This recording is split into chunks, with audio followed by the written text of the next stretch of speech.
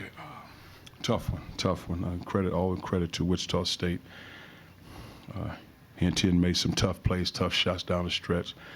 I thought Udeze did some good things as a low post scorer.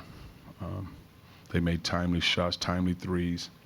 I thought we gave ourselves a chance. We got a lot of shots at the rim.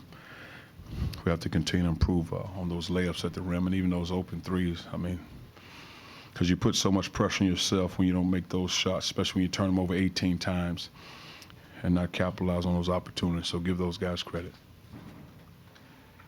You said last week you thought you guys were settling for a lot of threes.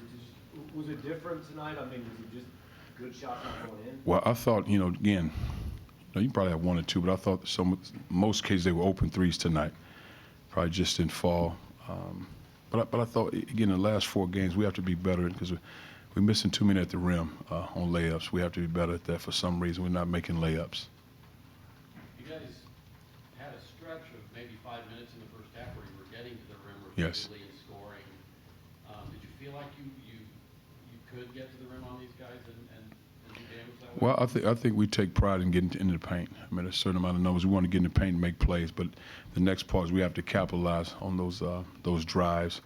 Or even when we drive and penetrate and pitch it out for threes, you want those threes to fall because not you put so much pressure on your defense to try to get stops. I mean, you turn somebody over 18 times, a talented team with talented guards, and you don't capitalize on at least half of those, it makes it hard.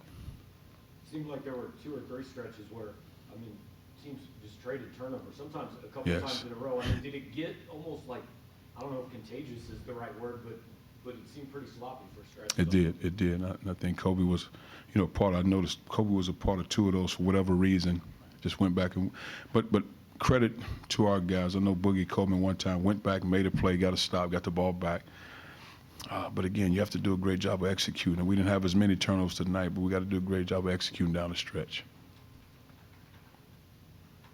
Do you have a guy on this team right now that you feel like, hey, when we need a basket, this is where we turn? Well, I think some of those guys have potential. I think Amari's a guy that can really make plays at the rim. So we have to find ways to give him the ball and even possibly put him at some point because just end to end, the last play, getting to the rim, he has the ability to do that. So I think we have to find ways to get him the ball, especially when he gets downhill and he's continuing to improve his ability to pass and see guys. So we got to get him the ball in those areas.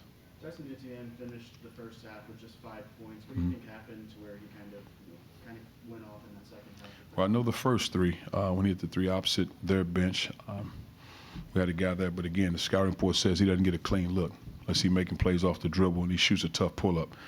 But that was a spot 3. I mean, that can't happen. That's a scouting assignment. That can't happen the first time. And anytime you let a guy with the ability that has a green light, the ability to make tough shots, he makes and take tough shots, and you get one to go. Next time down, he's coming. Plus, he's a strong physical guard because he can get in the paint and make plays as well. But you don't want to allow a guy like that to get comfortable. Do you see him starting to press at all if you get down early? I mean, the first half obviously has been tough the last 4 or 5. In some areas, some guys, not all guys, some guys, just, again, let the play take care of itself. Let it take care of itself. You'll be fine. If we execute what we do, we'll be fine. But what happens, you can't all of a sudden go from 5 to 7 to 9. Now you feel like, okay, it's my turn. I got to make a play. We got to execute what we're doing. With some of the scoring struggles, when you get down 7, 9, 10 points, does that feel larger maybe now than it normally might? It only feels larger when you what happens, I know for me as a player, if I miss a layup at the rim, I feel like I need to go. That kind of takes the air out of me. Now you got to go back and defend. If I miss an open 3, I feel like that needs to go. It's like, so I think we need to get those ones to go, and I think we'll be fine because they're putting forth the effort defensively, putting forth the effort of trying to rebound the basketball. But when you're missing shots like that around the rim, it will take a lot out of you. One more question. Question from Lila Lindbergh. Can you talk about being outplayed in the paint on scoring and rebounding? I have to look at the stat sheet to see what that person mean about outplayed. Or maybe they scored more points in the paint. I know we got to the paint. Now, we missed a lot at the rim. Of course, you want to make shots, but we take pride in the numbers of how many times we got in the paint. So I need to watch film on how many times they got in the paint, how many times we got in the paint. We probably didn't of course, we didn't capitalize as much as they did in the paint. Yes. All right, thank you. Thank you. Bye.